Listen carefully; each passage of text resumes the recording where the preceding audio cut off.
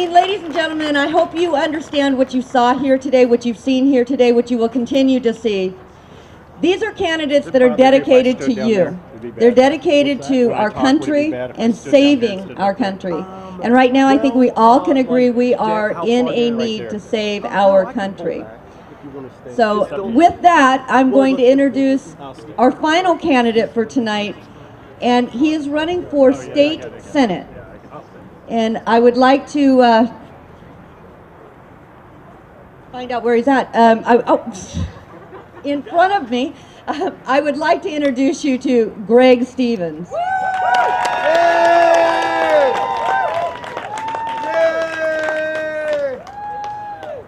Good morning, good evening. What is it? Good evening. It's such a pleasure for me to be here with you. It's great to be with people who are radically returning America instead of radically transforming America. And I want to thank you and applaud you for what you're doing. First of all, I will say this: I'm not a career politician. Those are two words that should never go together.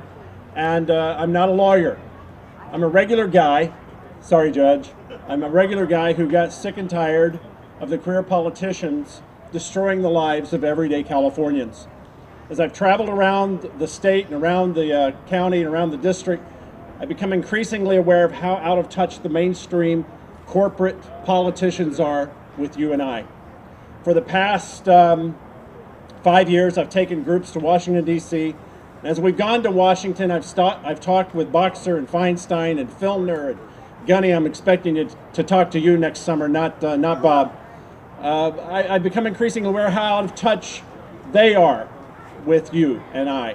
Matter of fact, it's not just Washington, it's not just Sacramento, but it's your county supervisor, and it's your school board, and it's your homeowners association, and nobody's listening anymore. And I've watched people's lives be destroyed by not by a hurricane or a tornado, but by policies of career politicians. And I've decided that we, the people, deserve better. And that's why I got involved. As I've stood in Nancy Pelosi's office and talked to her, and you begin to talk to her and she gives you the blank stare. After you speak with Nancy, you always have to go take a shower afterward before you go to dinner or anything. I've become aware that they don't really even care. Not only are they not listening, they don't care. I'm a Desert Storm veteran. I'm the only combat veteran that's in the race for the 36th District. And on April the 19th of 2000, and what was it, 15 years ago, I was in Oklahoma City as a first responder for the bombing of the federal building. Those two experiences changed my worldview. And they gave me some purpose, and they gave me a rudder and a direction in my life. And I realized that time is short, and I got to give something back and something better for my kids. I believe in the military, and I believe in the job they do. But I'm almost now of the opinion, if we're not going to let them win, let's bring them home and let them be with their families and create a better life for themselves. I was talking recently with at a Republican women's function. One of the career politicians was up there speaking, and as he was talking, he went on and on and on about how much money he's raised for the party and how much money he's raised for other candidates. And as he talked about that, I began to think, isn't that the problem? While you've raised money, we've lost liberty. And while you've raised money, jobs have left our state. And while you've raised money, people are losing their homes. And that's why I decided I'm not going to take any special interest money.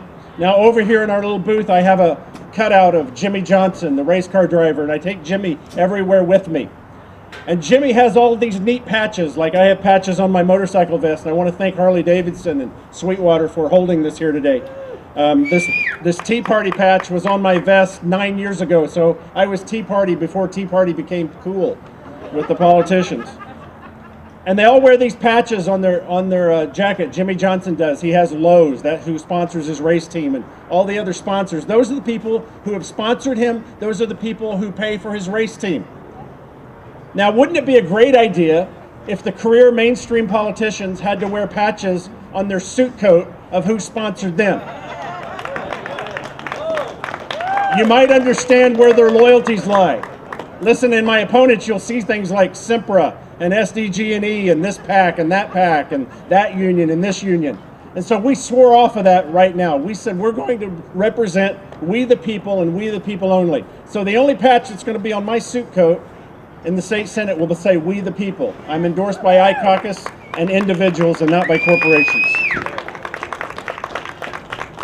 I hold here in my hand 86 bills that went before the Public Safety Committee in Sacramento. I call it the Pervert Safety Committee because they're more interested in protecting the rights of the perverts and the predators than they are the public who they're named after.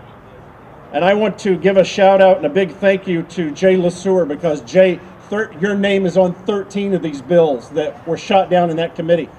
Had any of these bills been passed, there's a quite a bit good possibility that Chelsea King and Amber Dubois would be alive today.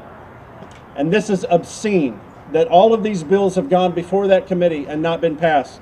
So I picked up on something that LeSueur did, and it'll be the very first thing that I'm going to introduce as your state senator. This is a California driver's license, or a copy of one. Now that guy's picture is Osama bin Laden. I had a sweet little grandma ask me just recently, she goes, did the state of California really give Osama bin Laden a driver's license? I said, no ma'am, that's a fake, but I wouldn't be surprised with our state if they would not try it or not. But here's what we'll do. We will require registered sex offenders to renew their driver's license every year at the DMV. Now, if there's 100,000 registered sex offenders in California 10 years ago, at $30 a pop, you do the math. That's what, $3 million right there to the state, because they're going to have to register every year. What will that do? Every 12 months, we'll know where these rascals are hiding out and where they're living. We'll do one other thing. Up here where it says class, for a car or a motorcycle, whatever the class is for the driver's license, we're going to put the number 290. 290 is the California Penal Code designation for a registered sex offender. So what will that do? Sheriff, when your deputies pull somebody over and they look at that and they see 290, they will instantly know I'm dealing with a registered sex offender. And then they can say, Mr. Bin Laden, why are you parked in front of the middle school? Mr. Bin Laden, is this still your address? No, you moved? Would you please step out of the car, place your hands on top of your head? You see what I mean?